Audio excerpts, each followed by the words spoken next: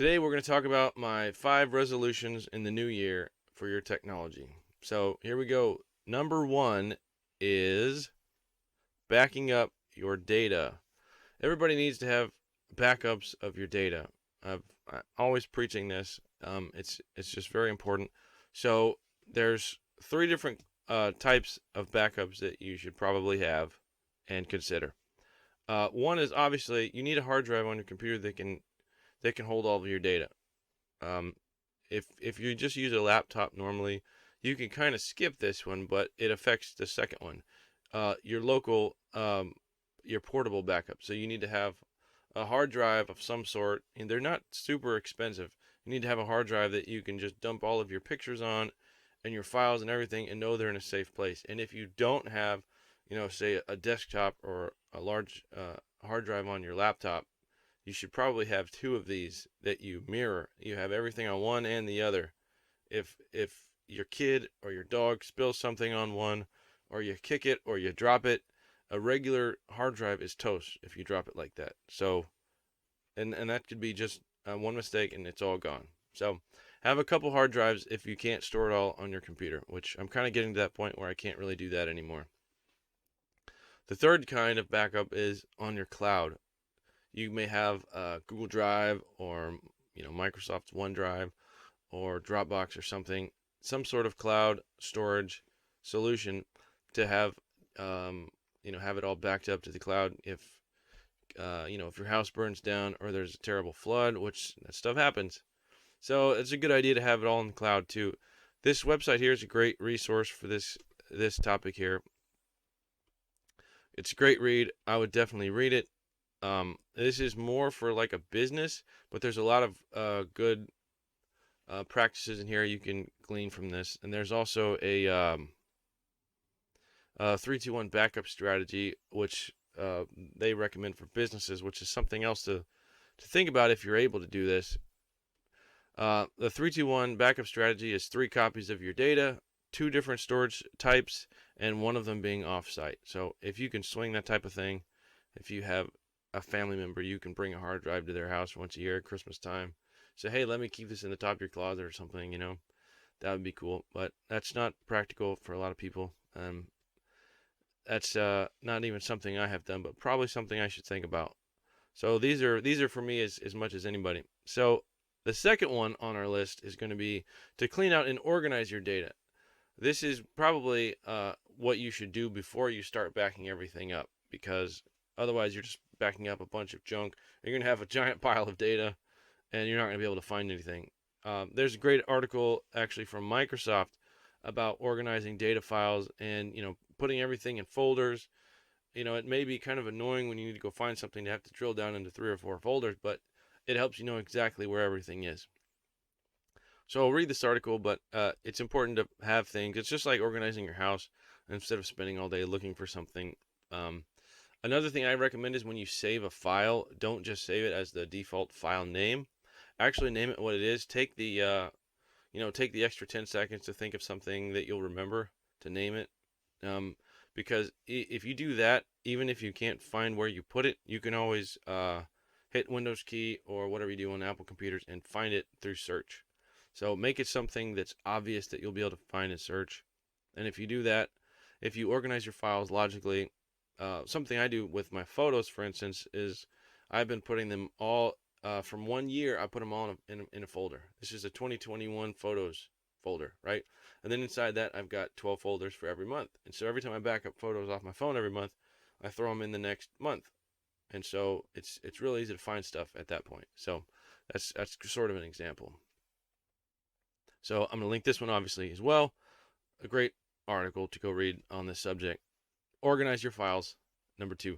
Number 3 is check the services that you're paying for automatically every month. There's a lot of things you sign up for, online services, video streaming services, maybe even some apps that you have to pay $2 a month or something to have access to. There's all kinds of things you could be paying for every month and just have forgotten about. Maybe you've signed up for, Audible that you're not using, or something else with a free trial. I say Audible because they're always sending me advertisements for a free trial. So if you sign up for the free trial and you try it out, you may say, "Oh well, I'll cancel it. I've got 30 days," and then you forget. You know, so go check your bank statement. This is good financial advice anyway. Go see what go. You need to be looking at your bank statement, but seeing what's coming out every month that you may not be using, you could save some money there, and that's something good that everybody needs to do from time to time. Check your I didn't find an article for that, but check your auto pay. Check your bank for auto pay services that you kind of forgotten about. All right, so the fourth one is going to be managing your passwords. Stop using the same password for every website. Don't do that. That's terrible. A terrible idea. So this is what I kind of the example I give people why that's a bad idea. So if you use your same password for every website, right? And the weakest link in the chain, say it's your kid. So we have a little leapfrog. I think it's a leapfrog. It's a little bear, right? And you can program it with your kid's name. Well, you have to create and the books they like or the songs they like and stuff like that. You have to sign up with an account. If you use your same password that you use at your bank and your cloud storage and your phone service, like your Google or your Apple account, if you use that same password or your Netflix or whatever, if that's the same password you use everywhere, then and that's probably security wise, sorry Leapfrog, that's probably the weakest link in the chain.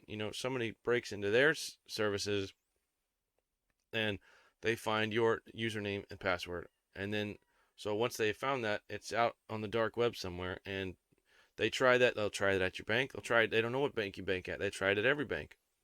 If they may find it works somewhere, they'll try it every service they can, and if you use that same password everywhere, eventually they can find something that logs them into, and then you're in trouble. So um, different passwords for everything you have to sign into. So there's a great video I mentioned yesterday, and it's at the end of this article. This lady here, she talks about how to create a strong password. It's really cool. I recommend go watching that. I'll link that down below as well. But Padlock. So Padlock is the password manager I use. So you don't have to just come up with these difficult to use to remember to break passwords on your own. You can have and then write them down or just remember them. You can get a password manager you can store all this stuff and it'll be there when you need it. Some of them actually will auto log you into websites, so you don't even have to copy and paste this stuff. But they're secure. They'll keep your stuff secure. It'll some of them will actually have a password generator built in, as Padlock does, and you can generate a difficult to breach password right in the app. You don't even have to think of it, and you can store them so you can search. You can search your passwords. What's my Netflix password? Just type in Netflix, and boom, it shows you, and you can copy that and paste it into the web browser, or it'll automatically log you in if you have a browser extension. I used to use Dashlane. That's another good one. I believe Padlock is open source, so I like it better. But Padlock is great. They have a free version, up to 50 passwords. So what can you lose? Try it out. First 50 passwords are free. It is kind of a pain. It's a little bit of a hassle sometimes, but it's worth it to not have your life turned upside down, or at least your online life anyway. So that's definitely something I recommend. Password managers. That's number 4. Use a password manager. Stop using the same password everywhere. Stop it. Stop. Number 5 is it's going to be stop throwing technology in the garbage can, and especially batteries. Okay. So there's a great article you can read here. It's really long, but it's got a bunch of great information about hazardous. What happens when electronics end up in landfills? It's not good. The following devices get replaced often with older versions, typically ending up in landfills. And so, if you've ever thrown away in the garbage your old smartphone, tablet computers, desktops, laptops, monitors, TVs, printers, I would say that what they're missing in there is batteries. Computers and laptops have batteries in them. and so that gets thrown in the landfill as well. Not great. So recycle that stuff. Just Google it in your area, internet search it in your area. Recycle. Um, you can a lot of times computer repair shops, they may take them, or they'll at least tell you where you can recycle this stuff. It's good to do that. As far as a New Year's resolution, I haven't been throwing this stuff out. So what I've done is I've got kind of a pile of old technology that I need to get rid of, that I've needed to for several years. So kind of what I need to do in this is actually go take this stuff somewhere and stop letting it pile up. But yeah, your batteries, recycle this stuff. Don't let it don't let it end up in the garbage can. It's just not good for the environment. And uh, this is a good point. This is why it's hard to remember this sometimes. Unfortunately, the manufacturing industry's success with driving down prices makes it less appealing for consumers to reduce and reuse. Very true. So if everybody recycled their old electronics, um, it'd be a great thing. So that's my 5 resolutions for the new year. Put these into practice. I think you'll be glad you did. So thanks for watching. I hope you have a great and a blessed and a safe New Year. And thanks for joining me these last few months as I've started this channel. Subscribe if you haven't, and I'll see you in the new year.